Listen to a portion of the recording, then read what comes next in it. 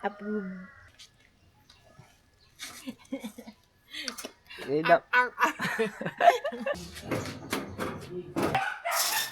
Magandang araw mga ka-futures, another day, another chore. So ngayong araw, gagawa natin ng kulungan ng ating asawa. Di wala. Ito pala. Yan. Kasi si Sophie, aso ni Trisha, ito kasing bahay niya, ito, medyo luma na at sobrang laki niya para dito sa lugar namin. Kaya gusto sana namin saktong-sakto lang sa kanya. Pero komportable pa rin siya. So ito yung magiging nating sukat. Medyo babawasan lang natin. Yan yung parang ano bang tawag dyan? Mating niya. So tara samahan nyo akong gawan ng bahay si Sophie. Bagong bahay. Meron tayong natitirang mga GI tubular. So matetest natin ngayon yung pag-grind natin at pag-drill. So hopefully ay maging maayos. Ang gagawin lang naman natin ngayon ay yung parang forma nito, yung mga haligi para may pagpapatungan ng bubong. So yun lang muna yung target ngayon kasi after lunch na ngayon, baka yun lang kayanin. So sa mga susunod natin i-improve yung ating design ng bahay. So nag-generate tayo sa Gemini ng itsura ng bahay. So ito yung gusto nating mangyari doon. Pero ngayon, yung gilid pa lang yung kaya nating gawin. So meron tayong mga measurements na ginawa na dito. So i-apply lang natin. So unahin natin munang magputol ng bakal. Prepare lang natin yung gamit natin. Kunin natin itong mga bakal. Yes, it's me! It's me!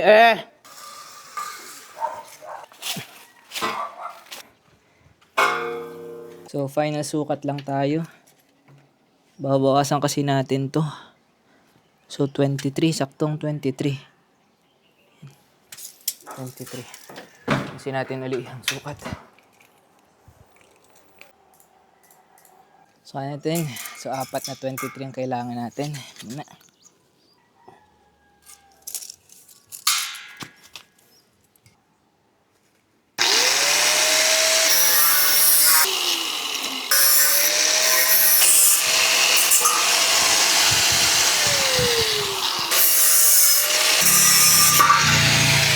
So 8 down, 4 to go.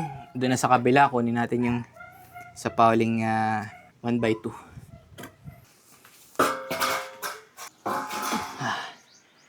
Okay.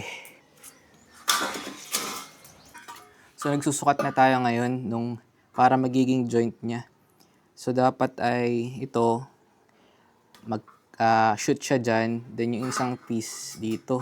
So yun yung magiging kwadrado. Maging corner. Ang try lang natin ngayon ay kung paano natin siya masubukan muna natin itong isang side na to para bago tayo magratsada. So ito na yung natabas nating dalawa. Ito yung poste. Ito yung dito. So ito kailangan kasi itong panipisin para mag-shoot.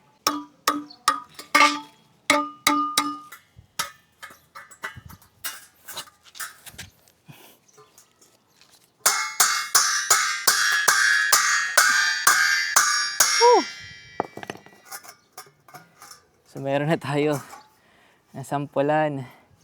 At kung makukumpleto natin to, 1, 2, 3, 4. So 8 ganito joints. Makakabuo na tayo ng simpleng frame. So tara.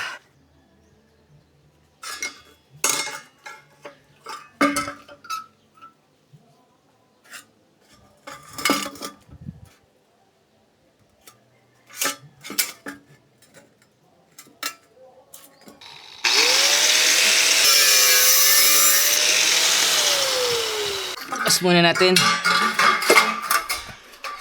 lahat ng ating mga gamit, mga naputol natin. Sumasama natin na magkakasukat.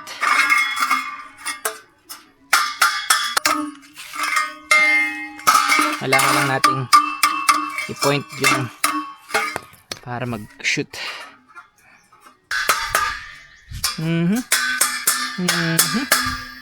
Ayan na.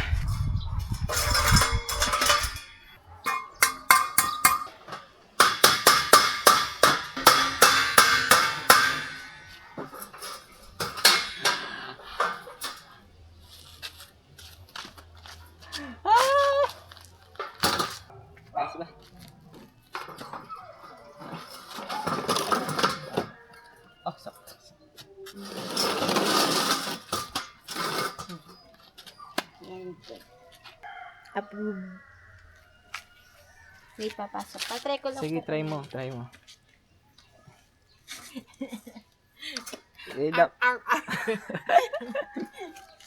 Ito yung dati niyang bahay. Medyo luma na talaga siya, tsaka ang laki niya compare dun sa isa.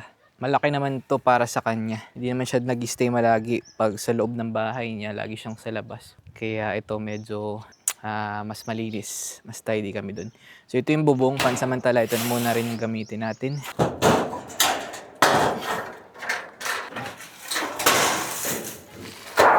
Parang kakasya siya. Agad sa isa. Yan. So ito ay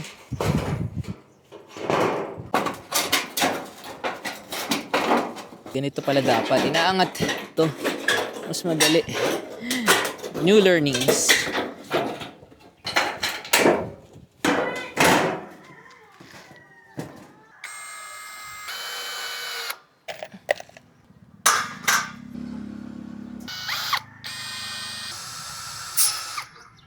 So, ngayon, kabit naman natin ang bubong.